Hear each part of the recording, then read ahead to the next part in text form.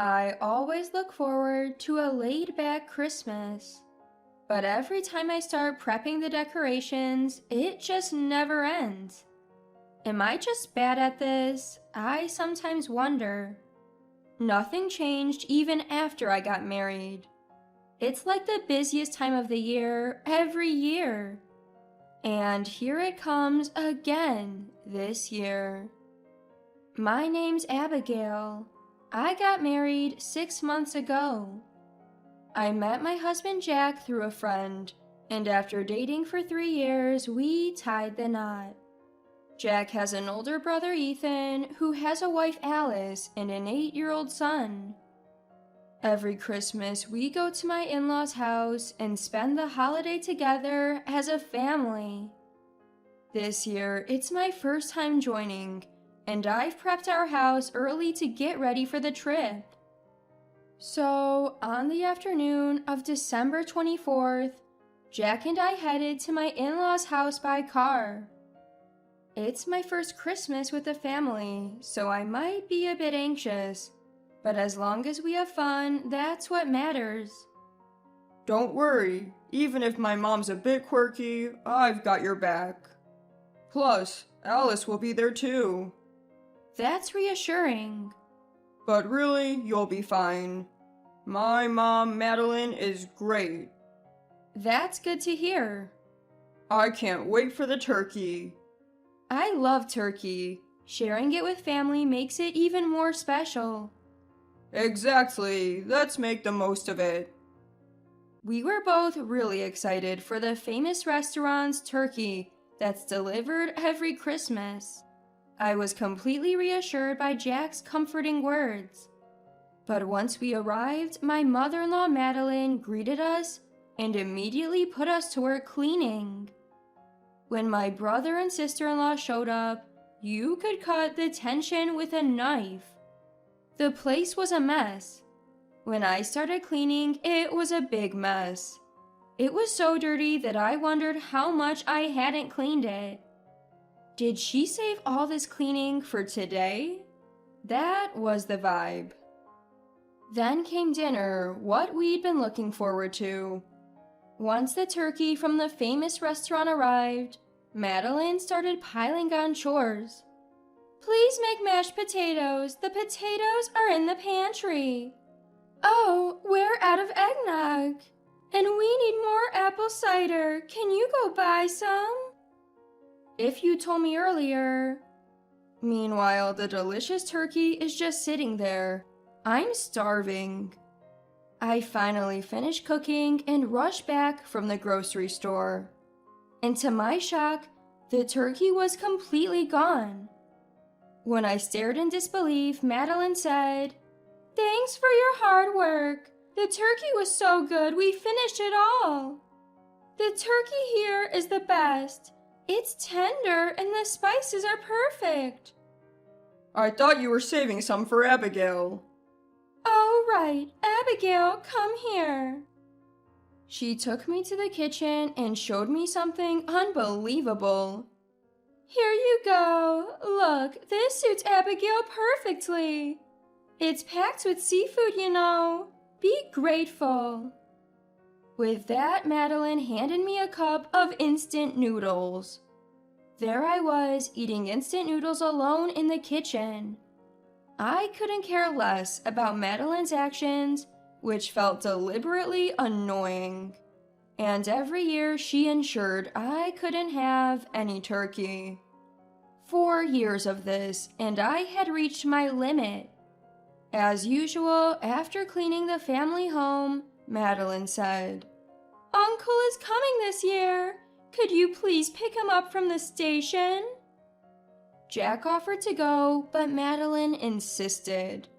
"Jack, you changed the light bulbs." I waited at the station for Uncle, but he never showed. Half an hour passed, and then Madeline called to say that Uncle couldn't make it. I knew it. I returned home to find all the turkey was gone. Madeline had said Uncle was coming, so I let my guard down. I couldn't hold my tongue any longer. Every year it was just me, eating instant noodles. While the family dined on turkey from a famous restaurant, this is you. I'm the only one who gets cup ramen every year.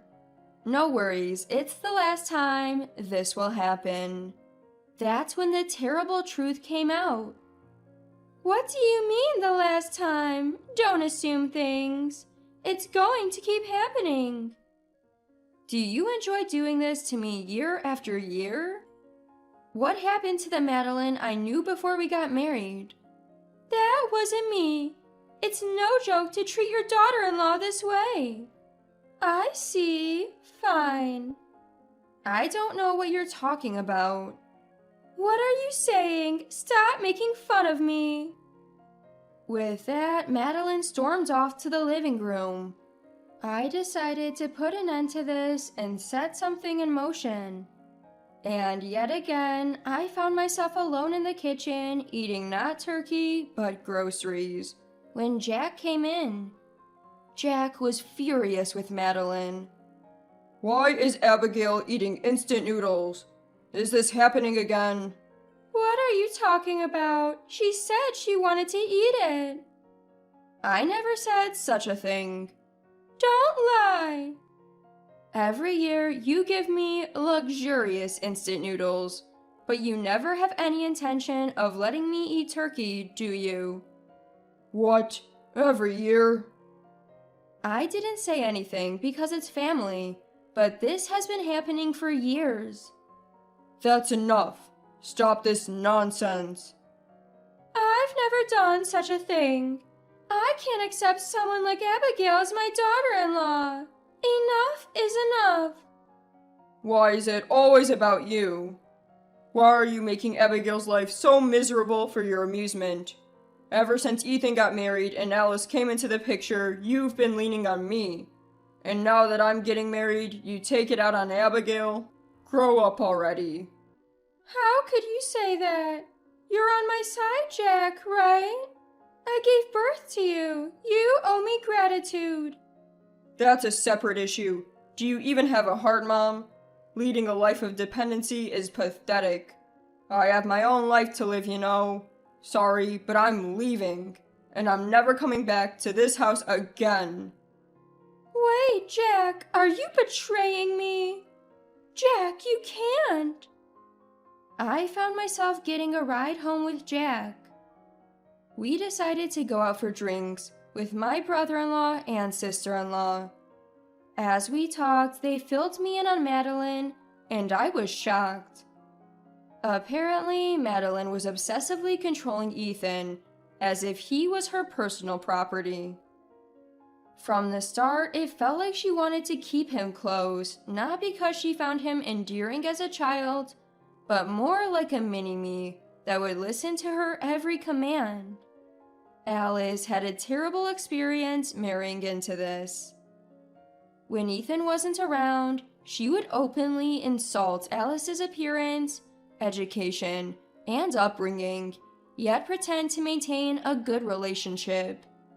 Ethan was clueless, thinking Madeline praised him for having a good wife in Alice, who got along with Madeline and was a hard worker. Things got ugly when the truth came out. Ethan said some harsh words, and then Madeline shifted her focus to Jack. Jack was often busy with work, and it seems Madeline had been constantly feeding him negative stories about my brother-in-law and sister-in-law, practically brainwashing him. But Jack wasn't falling for it. He only pretended to listen and ignored her. She tried to control aspects of Jack's life, like his work hours and weekend plans. Jack remained unfazed, sticking to his own pace. Madeline was frustrated she couldn't control him and was strongly against our marriage. Everyone was being manipulated by Madeline's neediness. Ethan and Jack said they now understood why their dad cheated and left. All the trust within the family broke down when they found out Madeline had been secretly only feeding me instant noodles. We all agreed to have next year's Christmas party at Ethan's place. 3 days later, I received a threatening message from Madeline. She blames me for everything, demanding I fix her relationship with Jack. When she asked why I reported this to her father-in-law Jackson, I told her it was none of her business and hung up. But she wasn't satisfied and kept calling. I ignored her calls. During the weekend, my brother-in-law and sister-in-law came over. We were dining when Madeline burst in. "Where's that useless daughter-in-law of mine?" We were all shocked. Since she referred to a useless daughter-in-law, she meant me. "You exposed me, didn't you? Don't mess with me. How will you take responsibility? I've lost my home because of you." What? What's going on? I explained what had happened. I was working on creating a website for a certain company, which, as it turned out, belonged to Jackson. Jackson, the man we were told, ran off because he cheated on Jack and Ethan. So the daughters-in-law thought the same thing too.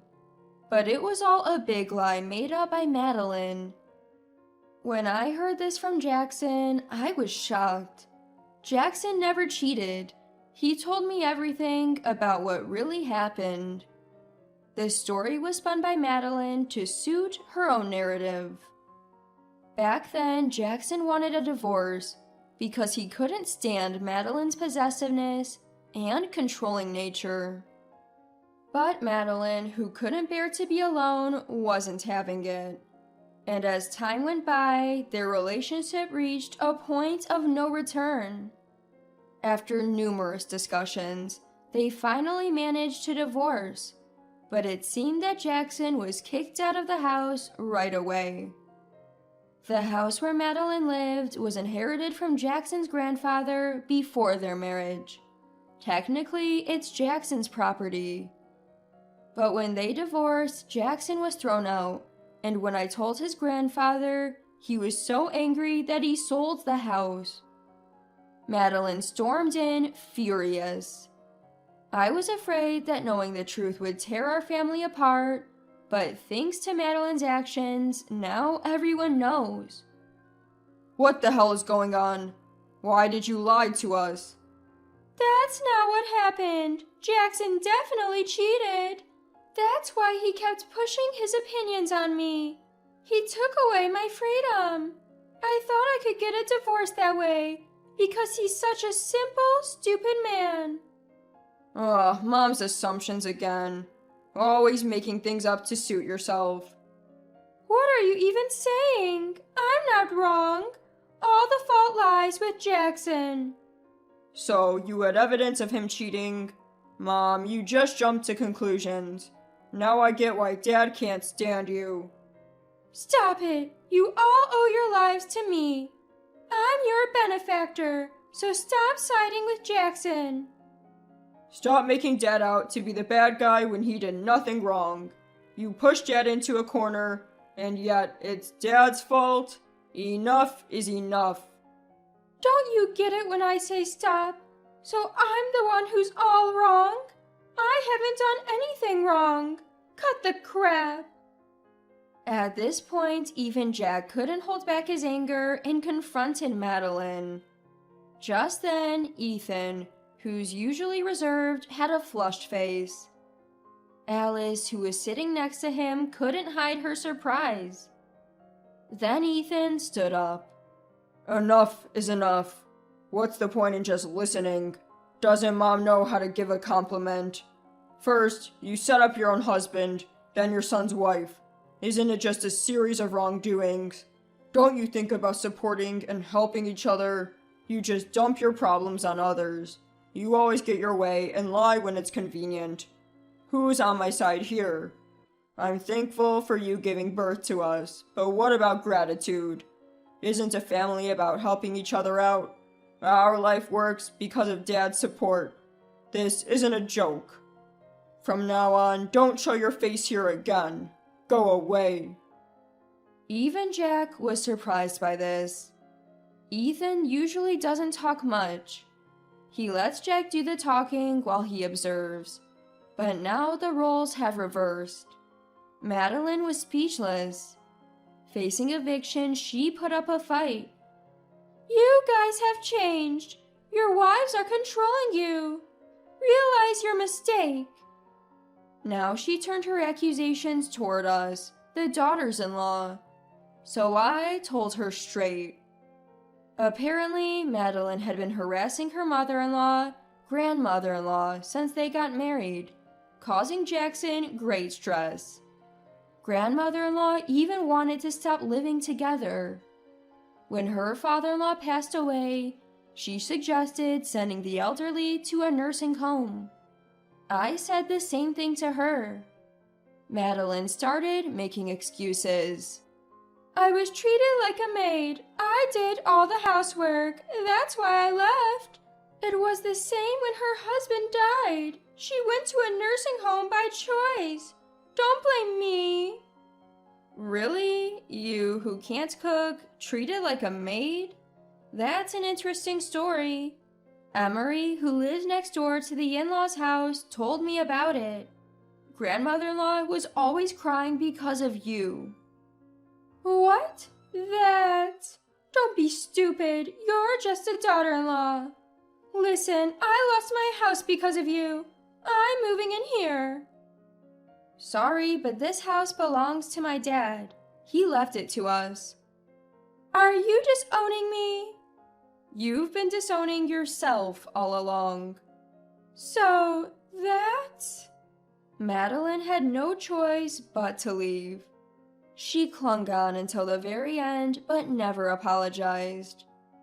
Ethan and Jack vowed never to see her again and blocked her number. I did the same. Eventually, Ethan and Jack reconnected with their estranged father, Jackson. Misunderstandings were cleared, and they started going out for meals as a family. Madeline contacted Jackson, saying she wants to restart their relationship because she's mentally exhausted from a live-in job. Jackson has no such intentions and is happy to spend time with his sons. Finally, we're expecting a child, and everyone is looking forward to welcoming the new member.